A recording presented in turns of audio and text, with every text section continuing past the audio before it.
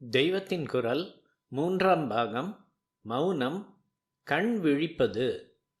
வயிற்றுக்காக வாயை திறக்காத உபவாச நாட்களில் பேச்சுக்காகவும் வாயை திறக்கப்படாது என்பதோடு இன்னொரு நியமத்தையும் சேர்த்து கொள்வதுண்டு. வாயை திறக்கக்கூடாத அந்த நாளில் கண்ணை மட்டும் மூடக்கூடாது என்று நியமம். ராப்பூராவும் கண் விழித்து கொண்டு பகவத் சிந்தனை, கதை, கீர்த்தனை, பாராயணம் இதுகளிலேயே செலவழிக்க வேண்டும். வாயை மூடுவதாலேயே இப்படி கண்ணை மூடாமல் இருக்கிற தெம்பு, மன ஈடுபாடு இரண்டும் உண்டாகும். கண்ணை மூடக்கூடாது என்பது தூங்கக்கூடாது என்ற அர்த்தத்தில், நாள் முழுதும் கண்ணை திறந்து கொண்டே இருக்கணும் என்ற அர்த்தத்தில் இல்லை. சிவராத்திரிக்கும் வைகுண்ட ஏகாதசிக்கும் ராக்கண் விழிப்பதை முக்கியமாக வைத்து கொண்டிருக்கிறோம். விடிய விடிய சினிமா பார்த்து புண்ணியத்தை இல்லை மூட்டை கட்டுவதாக வழக்கம் ஏற்பட்டிருக்கிறது.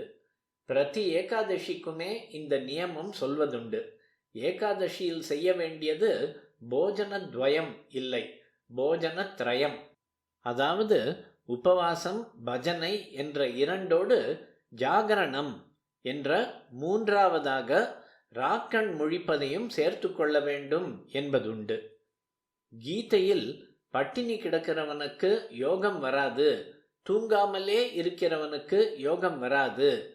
நாத்யஷ்ணதஸ்து யோகோஸ்தி நசைகாந்த மனஷ்ணதஹ நசாதி ஸ்வப்னசீலஸ்ய ஜாக்ரதோ நைவசார்ஜுனா என்று இருந்தாலும் அந்த ஜெனரல் ரூலுக்கு அனுகூலம் பண்ணுவதற்காகவே அதற்கு மாறாக ஒவ்வொரு புண்ணிய தினங்களில் பட்டினி கிடந்து கொண்டு கண்ணை கொட்டாமல் விழித்து கொண்டு ஈஸ்வர ஸ்மரணம் பண்ண வேண்டும் என்று சாஸ்திரம் வைத்திருக்கிறது.